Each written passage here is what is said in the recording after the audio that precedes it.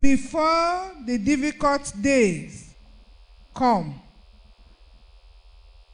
and the years draw near when you say, I have no pleasure in them. Why the sun and the light, the moon and the stars are not darkened, and the clouds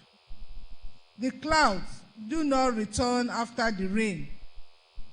In the days when the keeper of the house trembled, and the strong man bowed down, when the griner cease because they are few, and those that look through the window grow dim. I read to verse 3. You know, this is your prime time, the time of your youth. You have strength, you have power, you want to do so many things, and you can do them. I remember the time,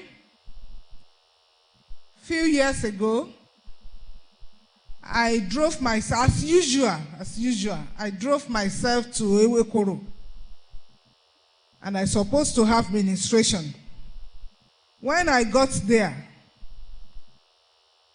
I couldn't, the students were waiting, the university students were waiting. They wanted me to just come and pick the microphone.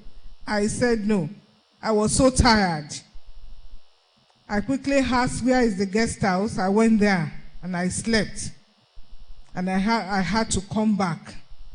So when I came back, I went to my doctor and I complained that I drove to Ewekoro and I couldn't preach immediately with the time schedule.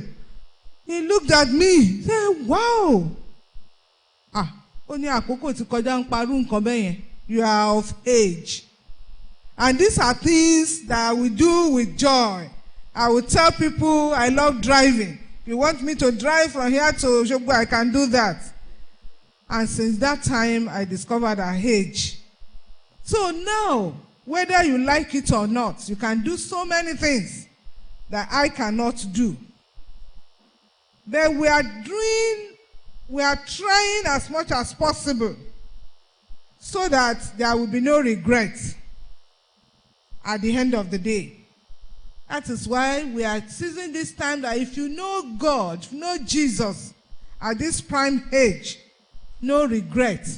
Say, remember now your Creator in the days of your youth, before the difficult days come. Difficult days will come, when there will be no strength for you to do some things. And before the difficult days, it is better you remember Jesus and you walk with Jesus. That is why we are training you up. Proverbs 22 verse 6, train up a child in the way that the child will grow. When he is old, you will not depart from it, because you will get old. You will soon turn mothers and fathers. You know, Brother Bide wrote a small book, and he said after he gave a sermon, the marriage ceremony, there are two people walked towards him. The first person complained that, how I wish I've been in contact with you since 1943, because it was regretting. His life was full of regret. And so also, a woman also walked towards her. I said, I thank